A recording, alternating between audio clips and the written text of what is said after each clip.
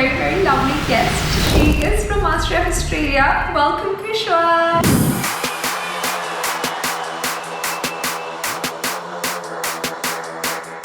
Kishwar, probably best known as the first South Asian to be in the grand finale of MasterChef Australia, but now Kishwar travels the world as a chef.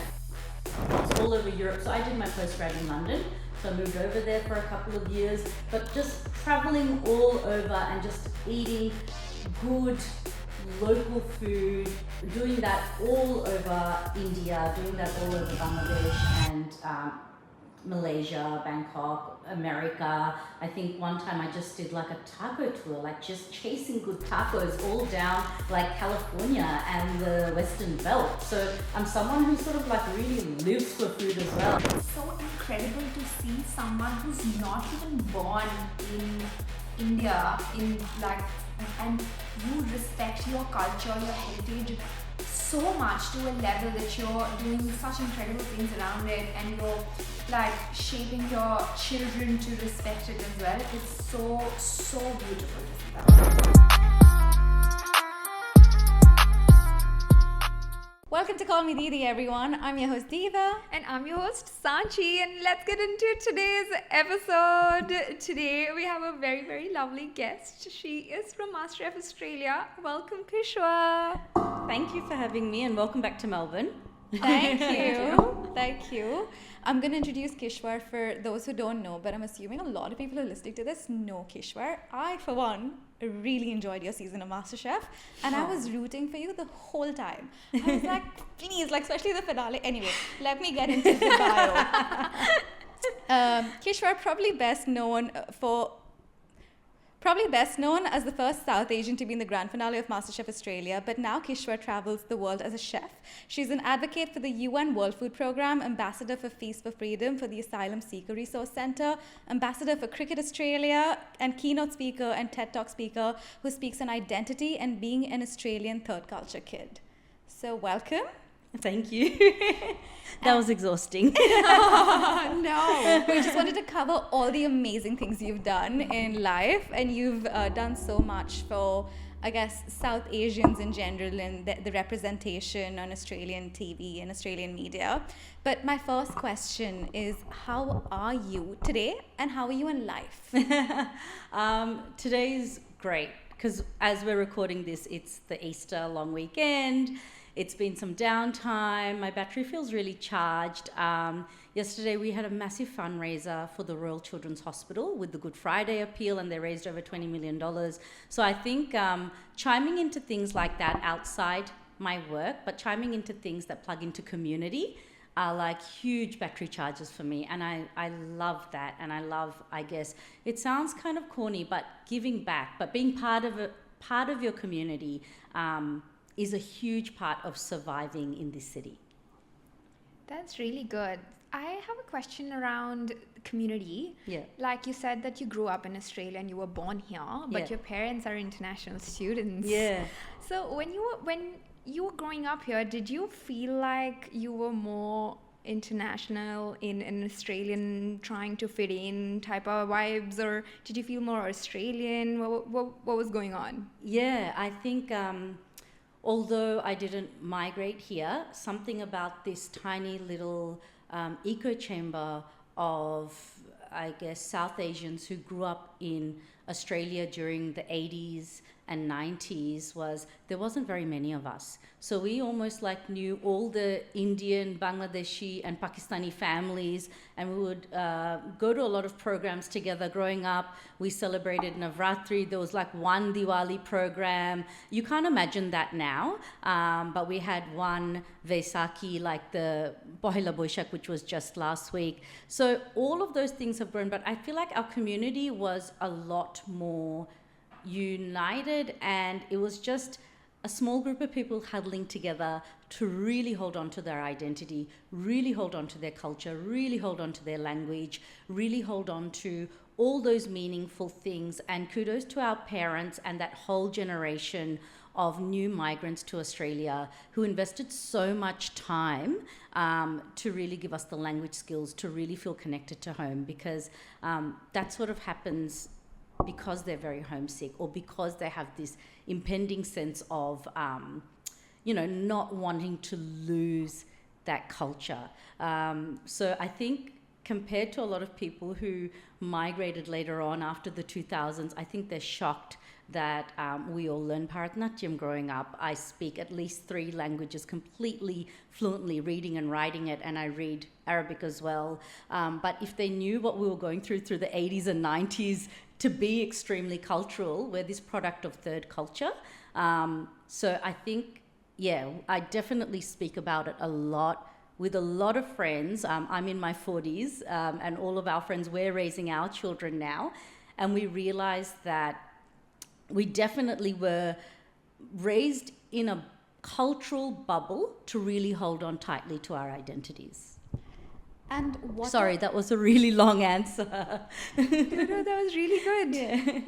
What does that identity look for you now? Do you feel like do you identify as like a mix of the 2 cultures? And what is it that you want to teach your kids when you're raising them? And how do you want them to navigate this identity? I think what I see of my generation of sort of South Asian Australians who are born and brought up here is it goes one of 2 ways. Either you feel that your culture was very limiting, and your parents and your community were very strict, and you sort of want to disassociate from it all, or if you've sort of reconciled with that of being Indian or South Asian and growing up in a country where no one else is like that, where you're maybe the only brown person in your classroom, maybe you're the only brown person in your workspace. One way of, I guess, dealing with that is to assimilate. The other way is to, I guess, jump into that culture and maybe deal with the discomfort of always having a foot in 2 different boats. And I think I got to do that. As I got older, a lot more. And I'm very, very grateful, and I'm very, very lucky that both my parents sort of gave us that space and that understanding to do that. And for me, I know that I'm a Bengali, and I'm an Australian Bengali. There's no other way. I don't have a Bangladeshi passport. I don't have an Indian passport. I have heritage from both those countries. But as I'm just an extremely proud Bengali who was born and brought up in Australia, and something that's really important that I want my children to take ownership of is being an Australian, but being extremely proud of their cultural heritage. I think it's not mutually exclusive. I think, especially when I go back to Bangladesh or India, lots of people feel like becoming too Australian is this idea that you're almost cheating on your culture or there's something bad associated with it. I think it's really important for the next generation to take a lot of ownership of being Australian and who they are, holding on to their cultural identities, but understand that being Australian means that there is a layered tapestry of cultures, and it is okay to be Australian and speak another language. It's okay to be Australian and eat dal and bhat at home. It's okay to be Australian and look and dress this way. So there's not one singular route of what it means to be Australian. We're all Australian and this is what it looks like. So I think I'm very in my comfort zone of understanding and owning and knowing that really well. That's very beautiful. So throughout your journey, when did you feel like that you want to express your heritage or your identity through your food, for example? When was that point for you that, I think my form of self-expression is food? Interestingly, I think when COVID happened, I had a very, very busy on-the-go life. I'm a mum of 2 kids. I was had my business. So before MasterChef, I was in printing and packaging, and that's still my family business. So I think life was just so scheduled and so hectic. When COVID happened and everything shut down, I was just like, oh my gosh, now there's this vacuum of time to think about the things that matter the most. And it was a really vulnerable time. Like a lot of families that were connected to back in India were severely affected. We lost a lot of our elderly family members. We lost family members from my dad's family in Bangladesh. And I think somewhere it just like, oh gosh, it just something really hit me where I felt very vulnerable, and I felt like my parents have worked an entire lifetime to give us this skill set and to pass down culture and identity. And I felt like I was so on the move and I wasn't really thinking too much about it, but I felt like if I don't sort of become that bridge between my parents' generation and my children who are growing up and do something to pass that down in a really solidified way, I'm going to be the reason that that was lost within my generations. I'm going to be the reason that my kids don't know or understand the beauty of this food. So that's when it became just imperative to me. I was always cooking. I grew up cooking. We're a big foodie family, as most of our families are, most South Asians are, but the heart of our home has always been our kitchen. So, and it's not just what we cook, it's about going to the markets. Do you know what doing the bazaar or the bazaar? Like, you know, like that ritual of Saturday and Sunday, going to the markets, getting all the sabzi or your greens and your vegetables, and then going to the fish markets, going to your local butchers, and all of that. And just that routine of shopping for the house, putting all that food away, prepping your meals, cooking all your meals throughout that week. Like, it's just such a beautiful part of our lives, so part of the rhythm of our life. And yeah, I think I realized that this is my world. This is the most meaningful thing in my world. And then MasterChef happened. No, I was like, what? Then, how did you just randomly apply to MasterChef? I didn't apply to MasterChef. The year we were in lockdown, first of all, we were all obsessed with that dalgona coffee, banana bread, and you know, I think everyone was like, we're in lockdown, let's start making sourdough. You know, like going back to your roots, or just using up all your energy to do something. Yeah. MasterChef Junior had aired that year, and they had a call out for more children who wanted to apply. And my son is a brilliant cook. Like I said, in our home, every weekend without fail, my dad is making parathas and my kids are cooking. They've been like peeling vegetables and cooking since they've been 2, like we did as well. A little bit of child labor, I won't lie. But everyone's in the kitchen and everyone's working. So when that came around, my kids have a real great skill set in the kitchen, and my son just loved cooking. He was 11 at the time, and he said, I want to apply for MasterChef. Mum, you do this with me. And it was a little bit of a, Mika, you're wonderful. I'll make your video. I'll record you. We'll do your application. But it was a bit of a, you know, when your kid says, Mum, let's go on that roller coaster. And I'm like, yeah, I'll come sort of thing. So it happened. He filled in my application and he really pushed me to do this. And I didn't think too much of it. And then, yeah, I sort of, one thing led to another, and then I was there for 7 months in the grand finale.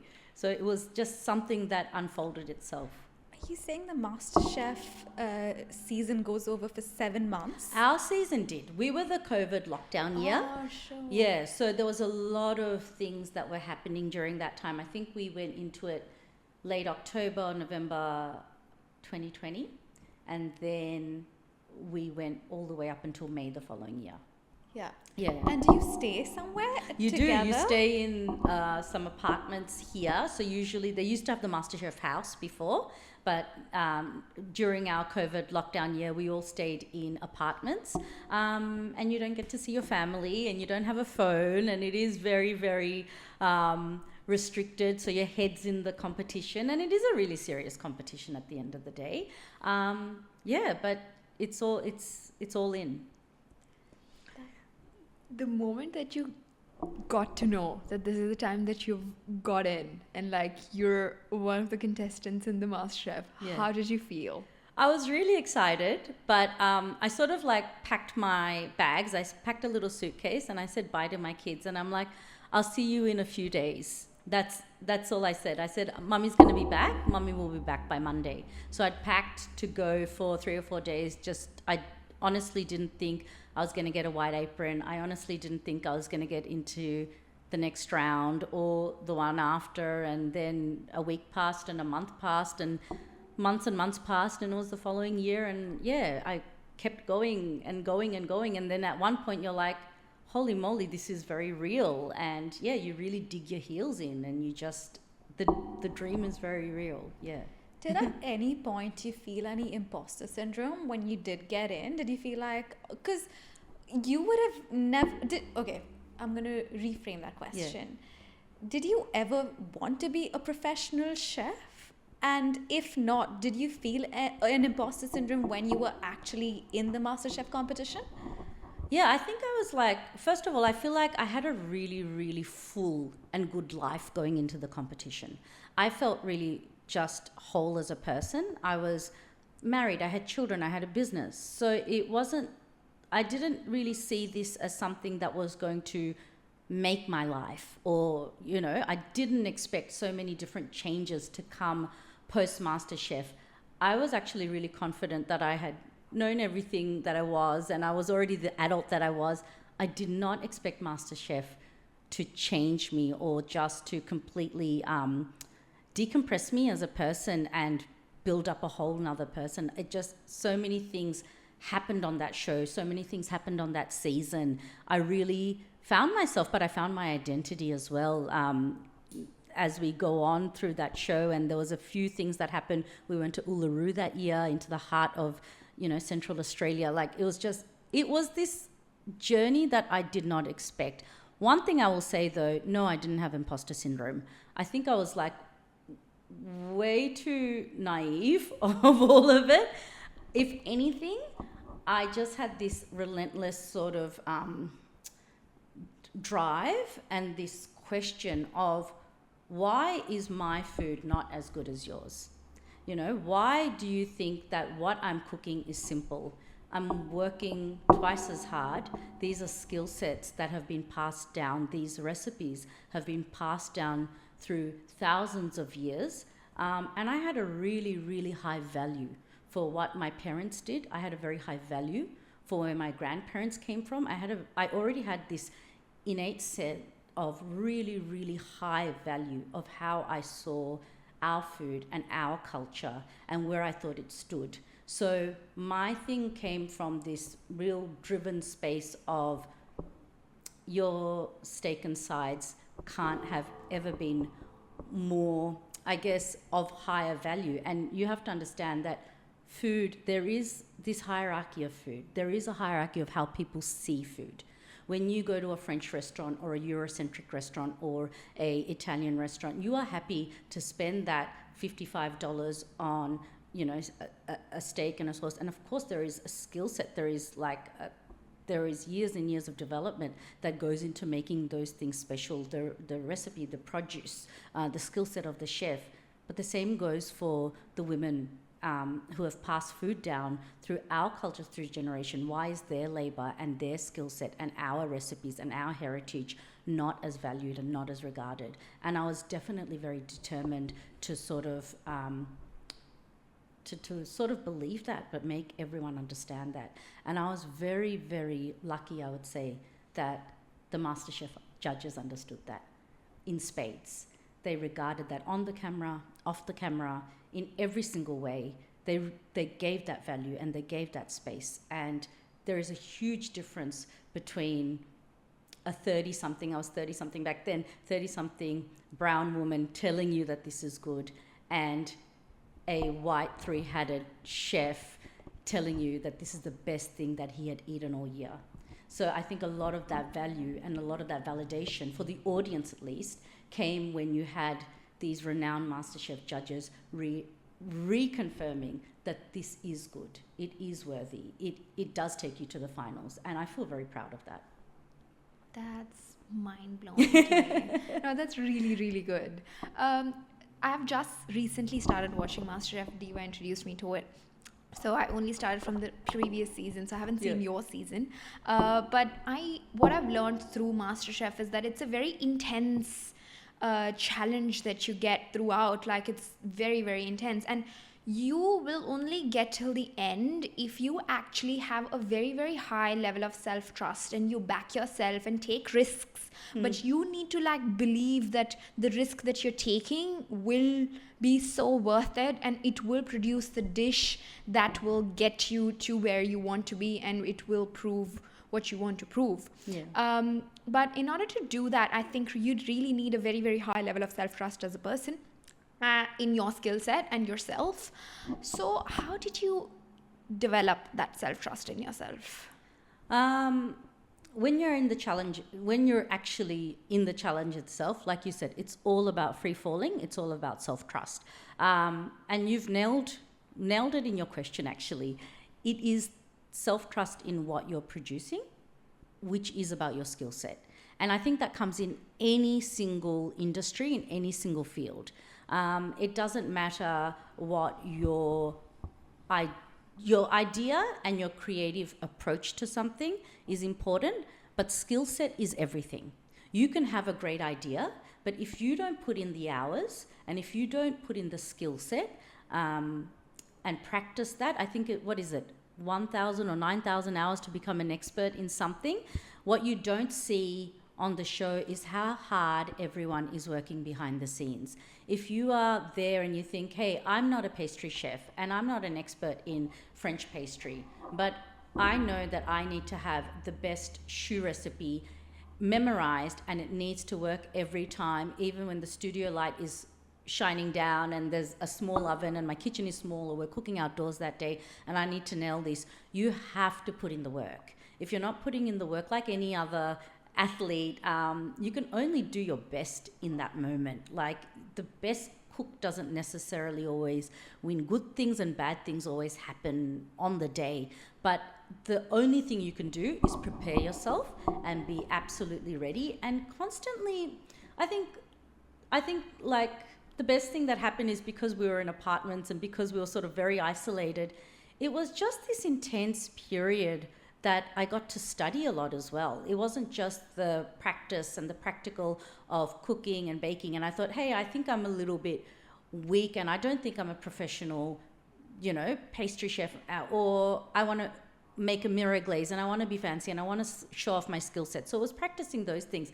But it was also reading. It was even the dishes that I were making that seemed seemingly simple, and they were making a goat rezala or making a kalabhuna or nihari.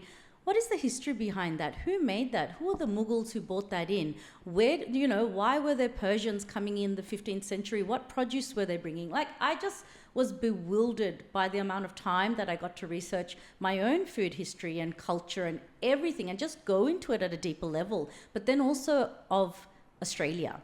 It's about the First Nations people and the food that they cultivated. And there was just such little that we learnt at school about the original sort of owners of this land, and not just Victoria and Central Australia, but around Australia as well. What are the native Australian ingredients? How do they connect to South Asian food? Like, there's so many similar ingredients that we found that are native Australian, but to me, like a little desert lime just reminded me of a nimbu, And so I was just like making those connections, and I started producing these beautiful dishes that had like South Asian heritage cooking techniques, but with Australian native ingredients. And I started really expressing that on a plate, and it was really this culmination of my identity.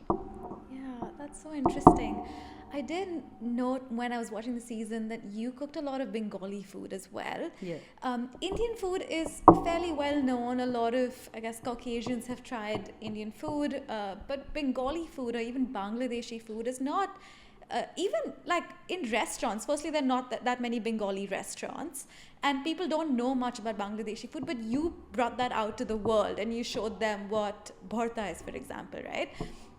Did you ever think that because not enough people have tasted this, they may have never even tried Bengali food, did you ever think maybe they won't like it because they're not familiar with it? Yeah, I guess there's always that line of familiarity, and how do you judge something? And there were times where there was something that was a little bit left of center, and you sort of trepid your way through it because you're feeding people who are not familiar with this at all. And that's part of, I guess, that's part of the competition. That's part of sort of sussing out how does this work. And I feel now that I have a real understanding. Now I feed audiences all over the world and mass audiences in a lot of huge spaces. So I have to know what works, what doesn't work, how people eat in different sort of settings, like fine dining versus comfort foods. But yeah, there was a little bit of that trepidation of, do you jump in the deep end and just sort of make shutki, which is a dried fish, and it's very pungent, it's very smelly. Like, what's the line between authenticity and what is competition winning in that moment and palatable? But yeah, absolutely. I think something I did do is I was quite unapologetic about it, and luckily I didn't have to try too hard, because Bengali food is just so fucking delicious that honestly it was like a little bit of a journalist who is well known in Bangladesh. He started off this round of interviews, like the media interviews after MasterChef Australia, and he said, you know what, everyone's sort of like, you brought Bangladeshi food into the limelight, you brought Bengali food into the limelight, and everyone's saying, oh, that was really brave of you. I think that was really, really unfair of you, because it's like bringing a bazooka to a knife fight. And I'm like, yes, it's true. I think I believed in the power of it a lot. And I am someone who, before I became a professional chef, I was also a professional foodie. Like, traveled all over the world. I like, when we're traveling, going to a Michelin star restaurant and like chasing down good food, good restaurants, and not just the fancy ones, the unfancy ones, going to Spain and going into a market, and just picking up, like, going to those really hidden little spots all over Europe. So I did my postgrad in London, so I moved over there for a couple of years, but just traveling all over and just eating good local food, doing that all over India, doing that all over Bangladesh and Malaysia, Bangkok, America. I think one time I just did like a taco tour, like just chasing good tacos all down like California and the Western Belt. So I'm someone who sort of like really lives for food as well. Having, I guess, just that idea of what makes food good made me know that the food that I was presenting is just good food. And that's what I wanted to bring. Full stop. Full stop. I am telling you, it's so incredible to see someone who's not even born in India, and you respect your culture, your heritage so much, to a level that you're doing such incredible things around it, and you're like shaping your children to respect it as well. It's so beautiful to see that. Like, I totally respect that so much about you. Oh, thank you. I just wanted to ask you, like, after MasterChef, you said that even though you thought that you had a very full life before you entered, it changed you because so many things happened there. How do you think it changed you? What exactly shifted? I think the big part of what shifted is I came in with a little dream, and that was to write a Bengali cookbook with West Bengali food, Bangladeshi food from that region, to pass down to my children and my friends' children, because I was always the one who was like cooking and inviting everyone over. I'm like, you know what, I just want to put this together so that the next generation of kids, whether they're Bengali or not, or Indian or not, or I just want the next generation to see this and have a set of recipes. What I didn't expect to happen was really sort of unpack my Australian identity. When we were being raised, there was, like we were talking about before, when we were being raised, there's always this bubble and this idea of stay very cultural, don't become too Western, don't become too Australian. And I think that is something that a lot of the smaller communities here are very scared of integrating and losing their identity. So I just thought my Bengali identity and my Australian identity were two separate identities. What I went through on MasterChef made me realize that I was born here. This is the land that I was born on. This is the land that you all call home and we call home, and we are a part of this. I felt like there was a long time where I felt that it might feel you're a bit othered, and whether this is really your home or not. And it's not about whether this is your home. We live here, but we don't take ownership of being Australian. And it was journeying into Uluru and going into Central Australia. And just, I think for me, at that moment, the competition changed. I changed. I sort of sat there, and there was these moments where I went off on these little trails and tours, met these wonderful elders of the land, a beautiful artist who I think in that moment changed my life and made me realize that I'm Australian and this is my land too. And I'm just a part of a group of people who have come here in more recent times. Like the Bengali and Indian migration have happened not more than it's happened a long time ago, but a big migration group happened over the last 20 to 30 to 40 years. So we might not be the earliest people here, but we are here. And there is a really important part of taking identity of that. And that's when I realized that my food isn't just the food that my parents were eating. My food isn't just the food that my grandparents were eating. At the end of the day, I grew up on food that are recipes that they had passed down, but we cook with Australian ingredients. I'm cooking, like barramundi machar jhol. I'm cooking Murray cod. We go fishing on the Murray River. My dad would catch Murray cod, and then we would make, sort of like a fish machar jhol with that, or charchuri, or we use lamb in our biryani. We're not always buying goat, so it's not just always mutton. We're using like the best of Australian ingredients. And it's really important to embrace that. And it made me understand who I was as well. I'm not some confused desi. I'm very much from here. This is how it is. This is also a culture. It's a third culture, but it is also very real. And I started presenting that on a plate, and I started accepting and presenting that in myself. And I really found myself in those moments. Interesting. Okay. You did mention that you've always wanted to create a cookbook, and you are launching that now. Yes. Tell us more about it. So we've just written this epic manuscript for this cookbook, and it comes out in 2026. I'm really excited about it. I think this was the dream at the beginning, and now we're sitting, I guess, years later. I feel like I've been to the moon and back to get here. And I could have just honestly just written a cookbook 5 years ago and called it a day. But we went through this incredible journey where I feel like I got to sort of reach for the moons and be in the stars, and so many things have happened in my life. And the cookbook comes out next year, and I'm extremely proud of it. I'm extremely emotional about it, and I just can't wait to share it with everyone. And who's it for again? So it's for my children, but this cookbook is definitely dedicated to my mother. Yeah. It's actually very beautiful to see someone's dream come true to life. Like when I was watching this recent season as well, there was this Indian woman who had the dream that she wanted to start Sauce Boss. Yeah. And there was this one episode in which you had to create something and create either a dip or a sauce or something like that, and if you won that challenge, your product would be put in coals for some time period of time until it's finished.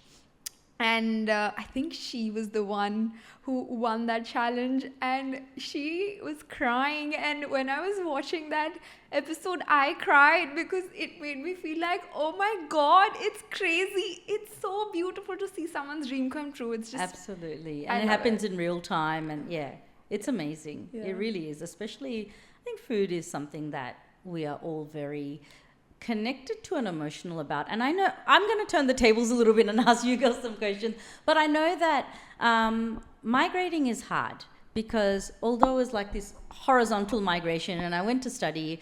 I moved to London, and I actually moved to Bangladesh for a few years of my life as well. So I lived in Bangladesh for a little while. We were opening up our factory there. And I was terribly homesick in both places. And both times, it led me to cook. When I moved to London, it led me to cook. It was the first time I lived away from my parents. I was in my 20s. I was very cool. I went to art school.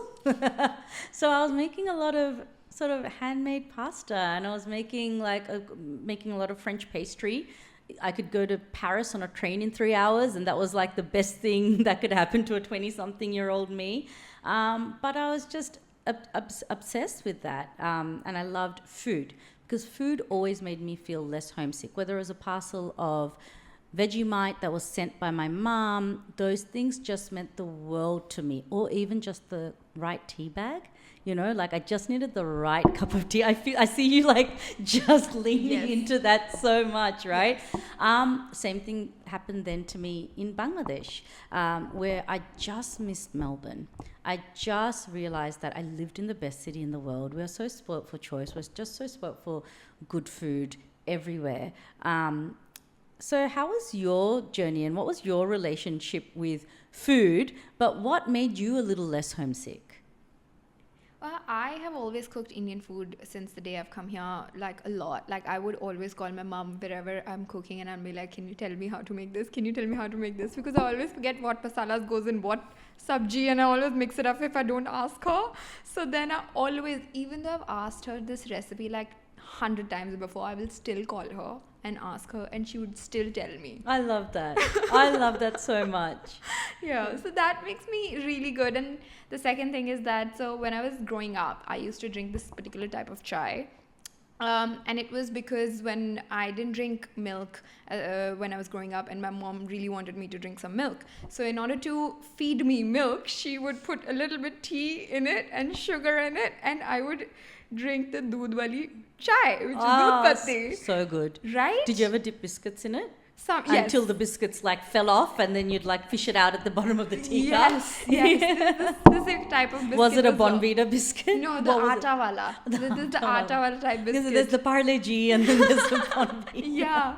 So that, and I grew up drinking that, and now I'm so addicted to it that I drink it every morning, and I call it my chai. But nobody treats this as a chai. They make joke of me. Because it's doodh wali chai. Like it's just doodh with a tea bag, right? Correct. But then she'll make it, and then she'll leave it there for 4-5 minutes for it to cool down, and then she drinks it once it cooled down, and I'm like, what? So she's drinking like a cup of milk with a tea bag, but sort of lukewarm. Sounds disgusting. Oh my God. But see, I grew up drinking it. I totally understand. You know? Yeah. And my mom used to make it for me every morning, and even now when I go back, my dad makes it for me every morning, or my grandmom makes it for me every morning. So my love language is that when I wake up in the morning, if you make me chai, I will love you. So she's a really good roommate at the end of the day. And she doesn't make me. No, because I offer it to her, but she's so particular about it that she thinks I'm going to ruin it. So she's like, no, you don't make it. And I'm like, fine, I offer it. What's your love language? So clearly hers is just, you can buy her with this particular cup of tea, if we can call it tea, or chai. Milk mostly. What do you cook for her? She likes rajma chawal when I make rajma chawal for her. She does, yeah. But I mean, we cook separately a lot. We do our own thing very often. But for me, like I've lately been on like a health journey where I'm just, like I meal prep everything and I have it all ready and I count my macros, and it's a bit sad when it comes to food. Like you can't really enjoy food. But what I do is I try and make myself like a meal that reminds me of home.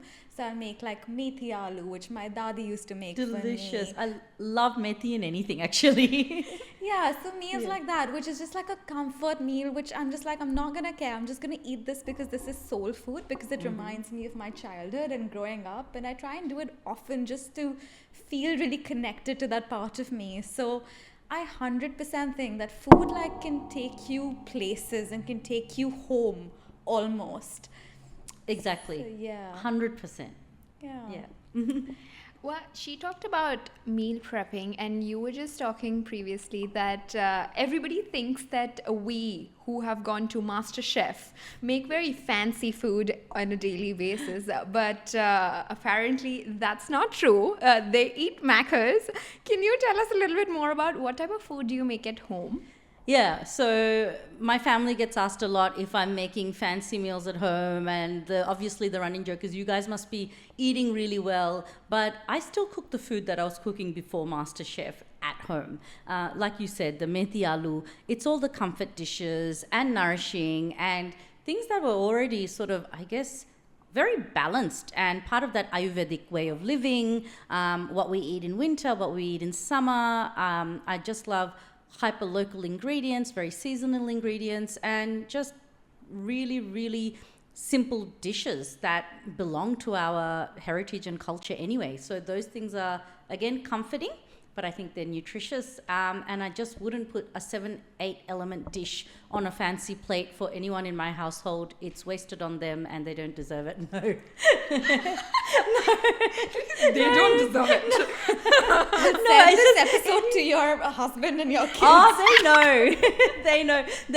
They've come to events, and it's quite funny. They'll come to an event, and then they'll appreciate it, but they know that they're eating the good food at home. Like these are, my work is very, very, very separate to home. They're two different things. Work is extremely technical and you want to nail it, and you have a professional team of chefs there, you're there. It's about precision, and I think you put you put your reputation on the line, you put your heart on the line, you put your work and your repertoire on the line, I guess, and you just want everyone to come in to be transported and amazed and wowed, and it's a whole different thing to when you're cooking at home. At home, it's about nourishment, feeling homely, feeling comfortable. So two very, very different things. Yeah, it's like soulful food at home. Yeah. Like that makes you feel fulfilled after you finish And the 2-minute noodles is not terrible either. Quick question. Did you also eat masala Maggi growing up? I didn't, but my son did. So my son and I have had very reverse, I guess, what we find nostalgic. I was always carrying the Vegemite and the mama noodles and all those things that I found very comforting that were from Australia. So just very, very basic ingredients to have overseas when we were living in different parts.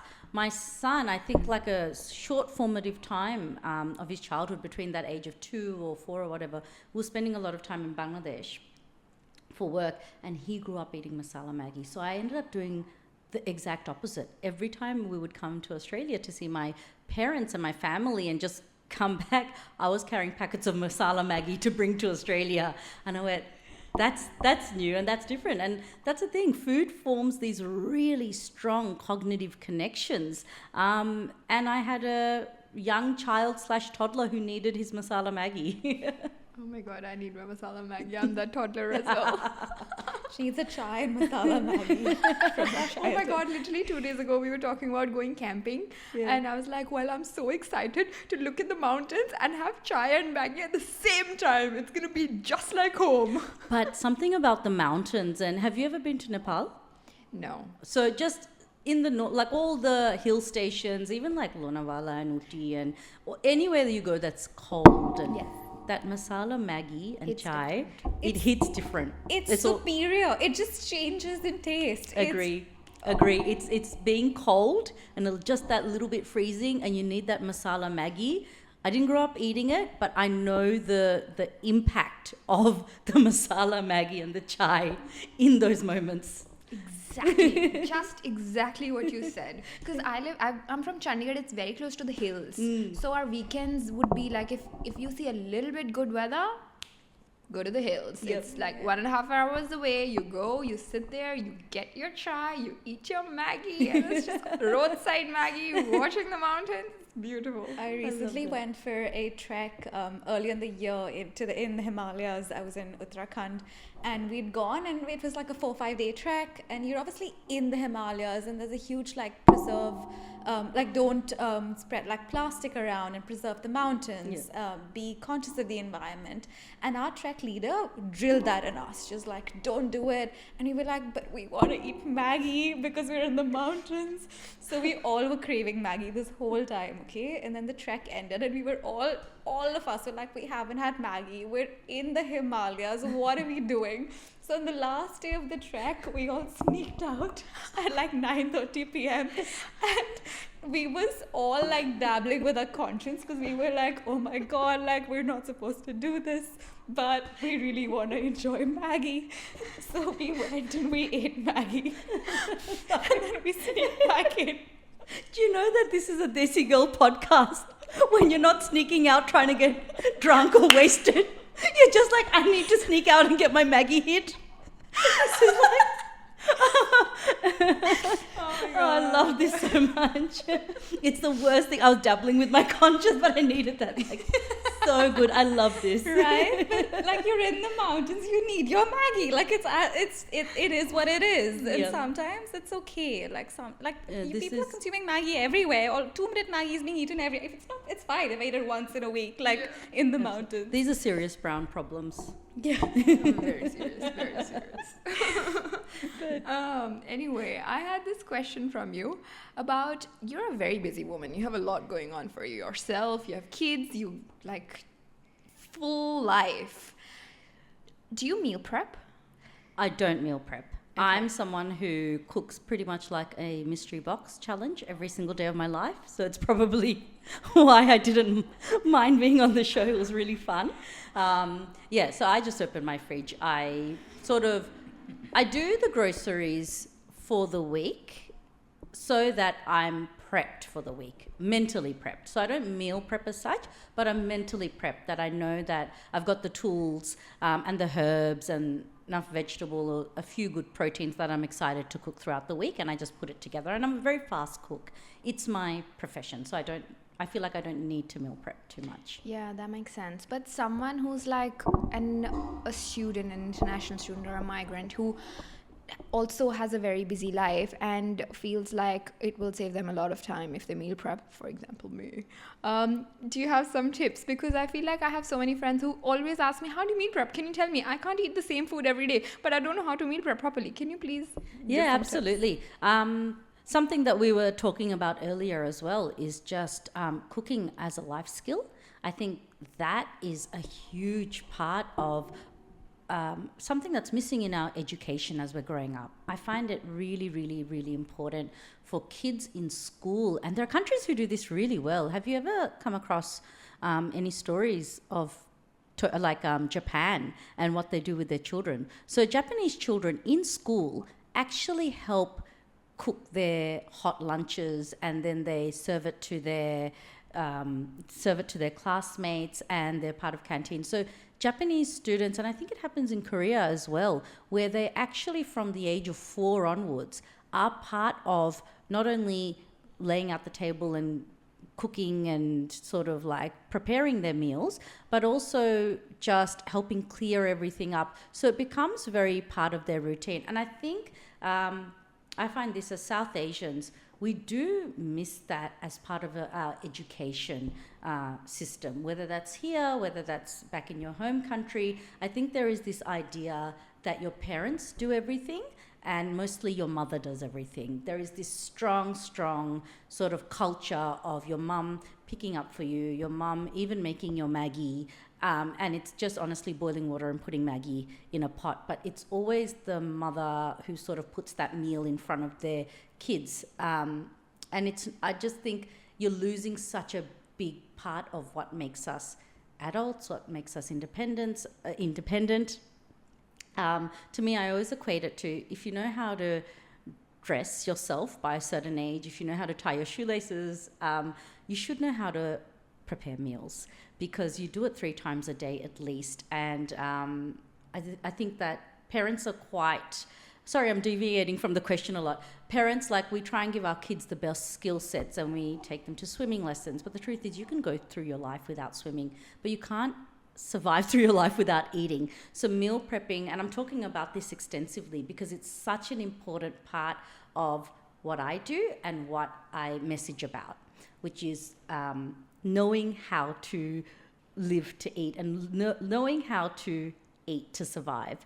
So that's a big part and goes hand in hand with international students and universities. And I work with universities for newcomers and international students who come in, and we do cooking classes when they first arrive to Australia. And I think that's really helpful. And some of the things that we talk about is how do you, like, meal prepping is sort of like step 2. Step 1 is grocery shopping. For people who sort of come straight out, and if you think about it, you spend like the age of 16 to 18 stuck in your books and you're studying for your O-levels or A-levels or HSC or whatever you're doing, and that's about eating your life. And all of a sudden you're coming to another country, you're coming to Australia, you're having to learn to live by yourself without your family for the first time, without like such a busy surrounding. Sometimes people live in joint families. You suddenly come here, it's lonely, you're alone, it's a lot quieter. You should be able to, I guess, make that connection, and food is such a wonderful way to do that. So number 1 is grocery shopping, of knowing what your weekly staples are. So going out to like your supermarkets and getting your bread, your milk, your eggs, oil, salt, all of the things that we call our pantry staples. The second part of that is going to the markets, because we're also looking at economy as well. So for international students and students in general, it's great to know your local market, because you get so many great deals and farmers boxes, and so you start to explore that.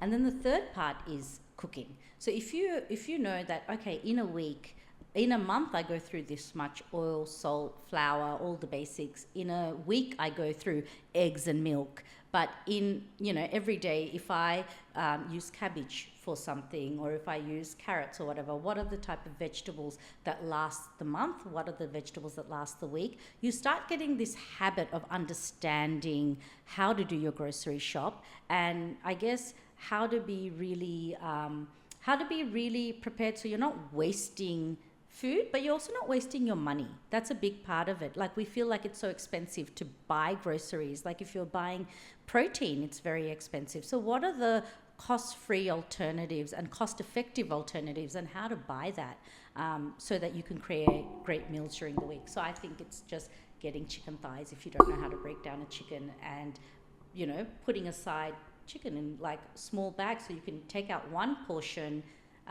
chop up vegetables, and set that little time aside for yourself if you're going on a healthcare journey. But I think like this is a huge part of mental health, wellness. If you've bought a head of broccoli, you're like, okay, I can cook broccoli on Monday, but I can also cook it on Thursday, and I won't be bored of it twice. I can cook it sort of Asian style, or I can just steam it and have it with like a nice chicken breast or a fillet of salmon, So mentally preparing and then cooking every day, I think, is a really wonderful part of self-care, mental health, but also getting into really, really good habits in your 20s that are going to set you up for the rest of your life. Yeah. Sorry, that was a really long-winded answer. Cut out whatever you need to cut out. I was sort of explaining the backstory of all of this. Yeah. No, that's really important for everyone to know that cooking is definitely a life skill, especially for people who come from our culture, because we never grow up cooking. So I think it's really important to learn it as a life skill. Anyway, we are going to end the episode, but before we do that, we have this one last question from you. What is one advice you will give to your younger self, knowing that you know now? What's one advice I'd give to my younger self, knowing what I know now? Be fearless. I think when we're young, sometimes we're worried about the future, and we're worried about judgment, and we're worried about so many things, and you have your whole life to worry about things. Just be fearless. You only get to be young once, and give it a go. there is just nothing wrong with giving things a go. You're going to fail at so many things over and over again, and I promise you, you're going to end up okay. So give it a go. Failing is not the worst thing that you could do. Not trying is the worst thing that you could do. That's so That beautiful. again was a really long answer. Okay. It was perfect. Oh. Thank you so much for that. It's so interesting because we've had 3 podcasts today and with some really special guests, and they've all said, don't start tomorrow, start today. And you've said, be fearless, just do it. And I guess the theme that we've been able to learn today is that just do it. What's the worst that will happen, right? So thank you so much for that advice, and thank you so much for coming on our podcast. If people want to connect with you, where can they find you? I'm pretty active on I'm more active on Instagram. So my handle is Kishwar Chaudhary. I'm also on Facebook and LinkedIn and Twitter, and it's not even Twitter anymore. So I'm on all of them. Okay. Find me. Beautiful. Well, thank you again for coming on a podcast. And for everybody watching, please like, share, subscribe, and we'll see you on the next one. See you. Bye. Thank you.